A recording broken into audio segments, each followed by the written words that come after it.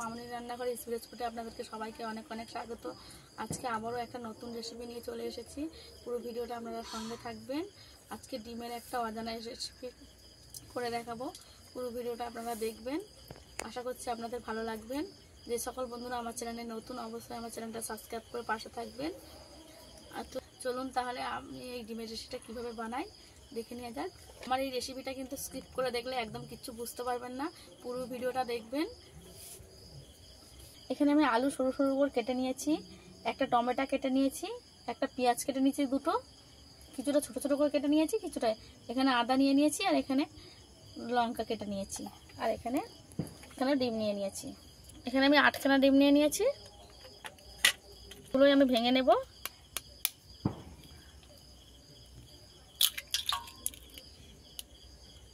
প্রথমে এই ডিমগুলোকে আমি ভালো করে ফাটিয়ে নেব।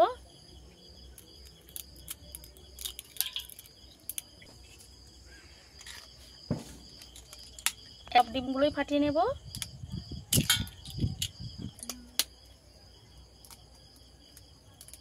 আমি এখানে 8খানা ডিম নিয়েছি বলে যে আপনাদেরকে নিতে হবে এরকম কোনো কথা না, আপনারা যেরকম রান্না করতে চাইবেন সেরকমই করে নিতে পারবেন।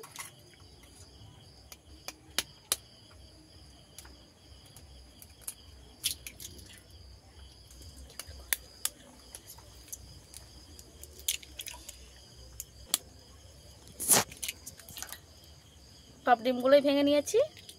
মধ্যে আমি কিছুটা লবণ দিয়ে দেব স্বাদ মতন, কিছুটা হলুদ গুঁড়ো, যেহেতু আমি কাঁচা লঙ্কা দেবো তাই গুঁড়ো লঙ্কা দিলাম না, কাঁচা লঙ্কা কুচি দিয়ে দেব,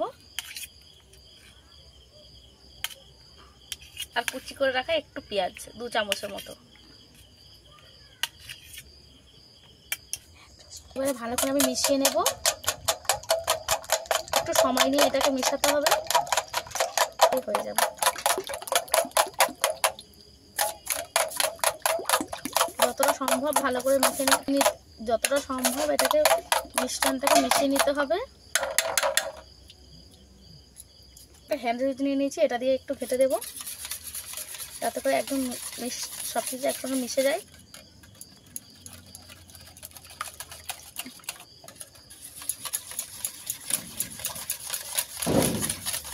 এটাকে ভালো করে ফাটিয়ে নেব।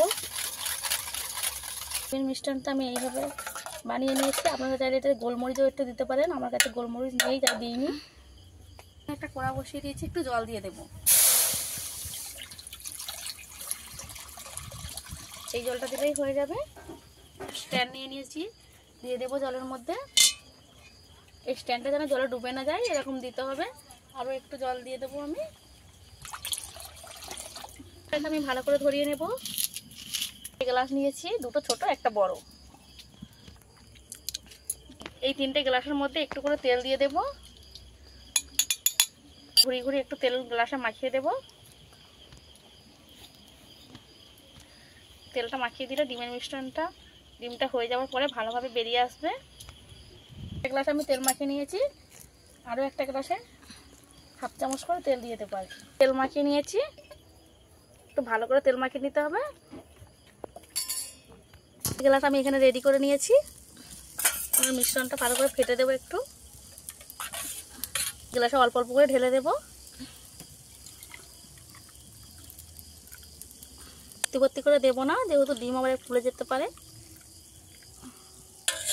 সব করে দেবো। আমি হাফ করে নিয়ে নিয়েছি। এবার স্ট্যান্ড দিয়ে বসিয়ে দেবো স্ট্যান্ডের উপরে, এইভাবে এমন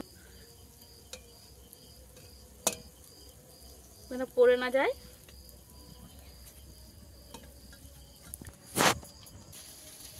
একটা বড় গামলা নিয়েছি ঢাকা দেওয়ার জন্য, নইলে কিন্তু এইটা হচ্ছে কি ঢাকা পড়বে না থালা দিলে, তাই এরকম একটা বড় গামলা ঢাকিয়ে দিয়েছি। 10 মিনিট ভালো করে আমি জাল দিয়ে নেব।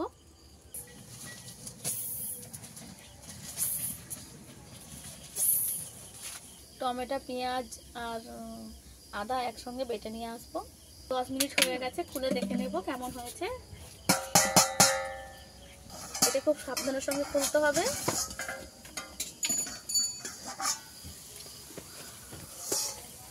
এই পিসগুলো হয়ে গেছে, একে একে আমি নামিয়ে নেব।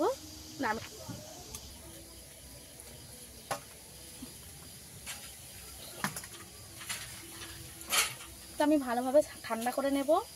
এবারে ডিমের গ্লাসগুলো একটু ঠান্ডা হয়ে গেছে, এবারে ছুরি দিয়ে চারধারটা একটু ছাড়িয়ে নেব।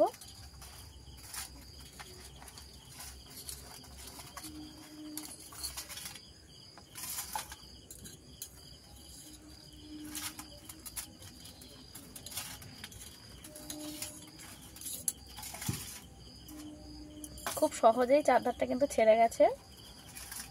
একটু বেশি করে ঠান্ডা হয়ে গেলে আপন ইচ্ছায় বেরিয়ে আসতো, কিন্তু আমার কাছে অতটা টাইম নেই, তাই একটু ছাড়িয়ে দিচ্ছি। এটা হালকা গরম আছে, তাই এইগুলো এখন ঠান্ডা হয়ে একটু ছাড়িয়ে দিয়েছি ভালো করে। এখন কড়া বসিয়ে দিয়েছি পরিষ্কার করে। এবার আমি আলুটা প্রথমে ভেজে নেব। কড়াটা ধুয়ে পরিষ্কার করে নিয়েছি। এবার তেল দিয়ে দেব, লবণ দিয়ে দেবো। কড়াই তেল দিয়ে দিয়েছি, তেলের মধ্যে লবণ দিয়ে দেবো, হলুদ গুঁড়ো দিয়ে দেবো। তেলটাকে আমি ভালো করে গরম করে নেব। এবার কেটে রাখা আলুটা ভেজে নেব।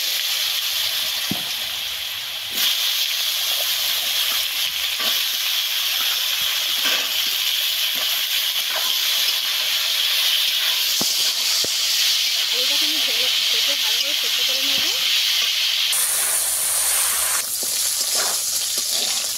আলুটাকে আমি নেড়ে ছেড়ে ভালো করে ভেজে নেব। ডিমগুলো তাড়াতাড়ি ঠান্ডা হয়ে যাওয়ার জন্য আমি গামলির মধ্যে জল দিয়ে গ্লাসগুলো বসিয়ে রেখেছিলাম। এবার ঠান্ডা হয়ে গেছে, এবার এগুলোকে বের করে নেব।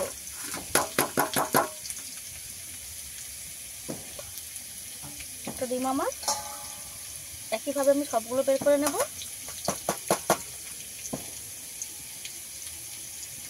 এগুলো ছোট গ্লাস, তাই একটু ছোট হয়েছে, ওইটা একটু বড় গ্লাস ছিল, তাই গ্লাসটা মোটা, তাই একটু মোটা হয়েছে। সব ডিমগুলো আমি বের করে নিয়েছি। বিশেষ করে আমি ডিমগুলোকে কেটে নেব। এই মুখের দিকটা একটু কেটে করে বাদ দিয়ে দেব।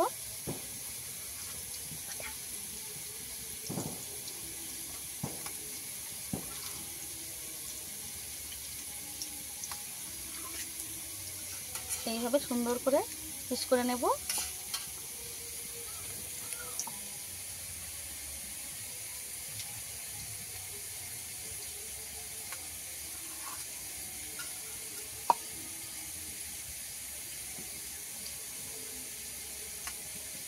ডিমগুলোকে সাবধানে কেটে নিতে হবে, ঠান্ডা হয়ে যাওয়ার পরেই কাটতে হবে কিন্তু ডিমগুলোকে।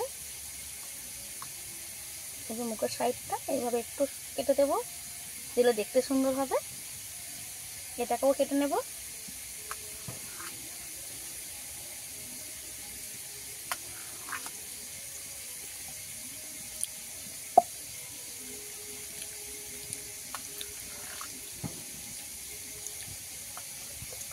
সব ডিমের পিসগুলো আমি কেটে নিয়েছি এইভাবে পিস পিস করে।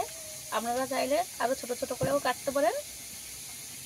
এইভাবে বানিয়ে আপনারা কিন্তু শুধুও খেয়ে নিতে পারেন, আবার তরকারি করেও খেতে পারেন। এদিকে আলুটা ভালোভাবে সেদ্ধ হয়ে গেছে আর ভাজাও হয়ে গেছে। এই যে দেখুন সেদ্ধ হয়ে গেছে। বাকিটা তরকারিতে দিলেই সেদ্ধ হয়ে যাবে।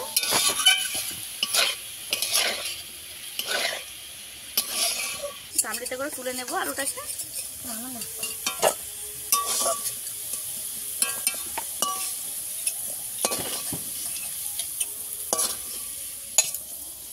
তেল থেকে ছেঁকে তুলে নিলাম। দেবো আলুটাকে, নইলে আলু যাওয়ার সম্ভাবনা থাকে। আলু ভাজার তেলের মধ্যে আরেকটু তেল দিয়ে দেব। আবারও লবণ হলুদ একটু দিয়ে দেবো কড়াই, যাতে করে ডিমগুলো লেগে না যায়। যেহেতু আলু ভেজেছিলাম আর কড়াইটা ডিমগুলো ভাপানোর জন্য জল গরম করতে দিয়েছিলাম, লেগে যাওয়ার সম্ভাবনা বেশি। এখানে লবণ হলুদ একটু দিয়ে দিলাম, যাতে করে আমি না লেগে যায়। ভালো করে তেলটাকে গরম করে নিতে হবে এই ডিমগুলো ভাজার সময়। তেল ভালো মতো গরম হয়ে গেছে, এবার একে একে ডিমের পিসগুলো দিয়ে দেবো।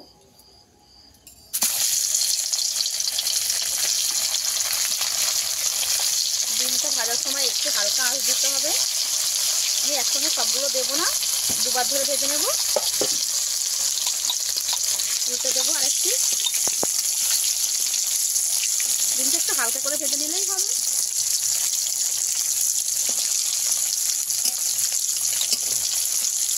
এই ডিমটাকে ডিম বলে বোঝা যাচ্ছে না কিন্তু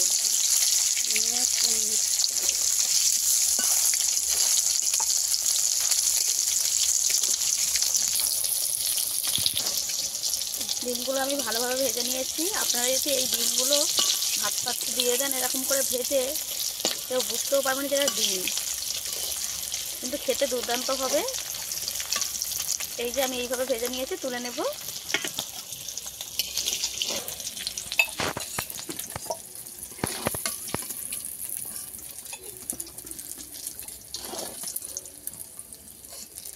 মাঝে মাঝে করে একটু অন্যরকম করে রান্না করলে অন্যরকম রান্নার স্বাদ পাওয়া যায়, খেতে কিন্তু ভালোও লাগে।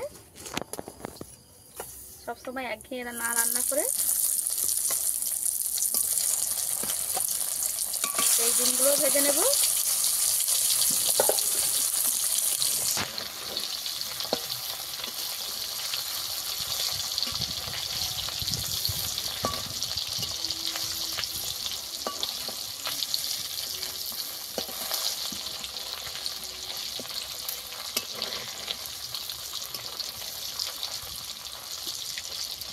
ডিমগুলো ভালো করে উল্টে পাল্টে আমি ভেজে নিয়েছি, এগুলোকেও তুলে নেব। বেশি কড়া করে ভাজতে লাগবে না, এইভাবে ভেজে নিলেই হবে।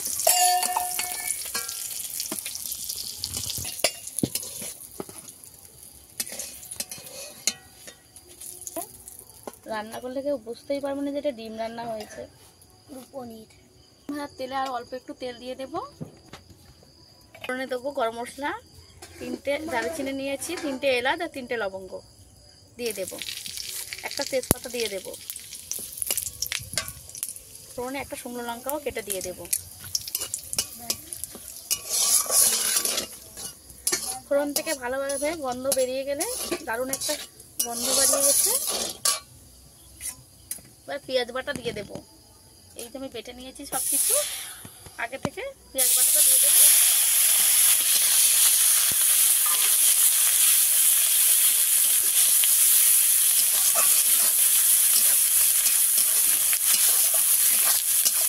ভালো করে আমি ভেজে নেব, একদম বেশি পুড়িয়ে নেব না, একটু হালকা বাদামি বাদামি কালার করে নেব।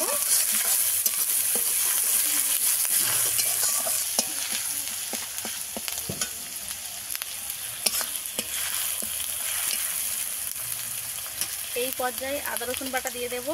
এতে কিন্তু পরে আদার সঙ্গে আমি 2-4টে রসুন দিয়েছি, আদা রসুন বাটা দিয়ে দেব।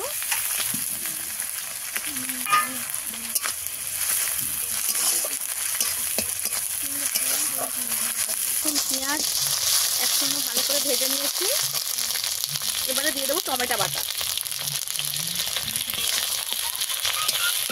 আবারও টমেটো বাটাটা দিয়ে একটু কষিয়ে নেব।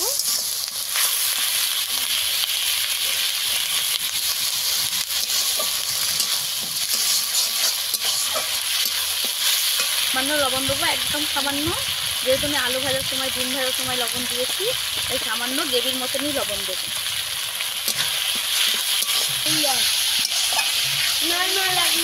জিরে ধনে বাটা দিয়ে দেবো। এখানে অল্প একটু জিরে আর অল্প একটু ধনে বেটে নিয়েছি একসঙ্গে, সেটা দিয়ে দিয়েছি। এবার কিছুক্ষণ একটুখানি ভেজে নিয়েছি, হলুদ গুঁড়ো দিয়ে দেবো স্বাদ মতন, লঙ্কা গুঁড়ো দিয়ে দেবো। আপনারা যেরকম ঝাল খেতে চান সেরকম বাড়িয়ে কমিয়ে নেবেন, আমি একটু বেশি করে ঝাল দেবো। মশলাটা ভালো করে কষিয়ে নেব। অল্প একটু জল দেব মশলাটা কষানোর জন্য, যাতে করে পুড়ে না যায়। মশলা পুড়ে গেলে তেতো লাগবে। থেকে ভালোভাবে তেল ছেড়ে যাচ্ছে। এই যে দেখুন বন্ধুরা, সাইড থেকে তেল ছাড়তে শুরু করে দিয়েছে। এবার বুঝতে হবে যে মশলা ভালো করে কষানো হয়ে গেছে। এর থেকে বেশি কষালে কিন্তু তেতো লাগবে, তাই আমি জল দিয়ে দেব। জল দিয়ে দেব।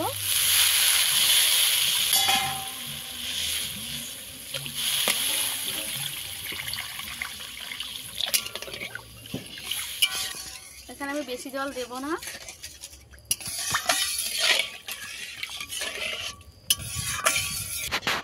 এই ঝোলটা দিলেই আমার হয়ে যাবে, যেহেতু আলু দেবো, ডিম দেবো, ডিমে আবার একটু ঝোল টানবে, তাই এই ঝোলটা দিতে হবে আমার। সময় হলে বলবো।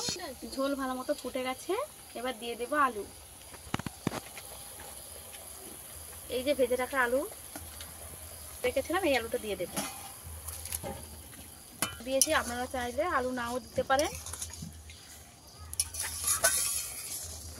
এখন ডিমগুলো দিয়ে দেবো একে একে।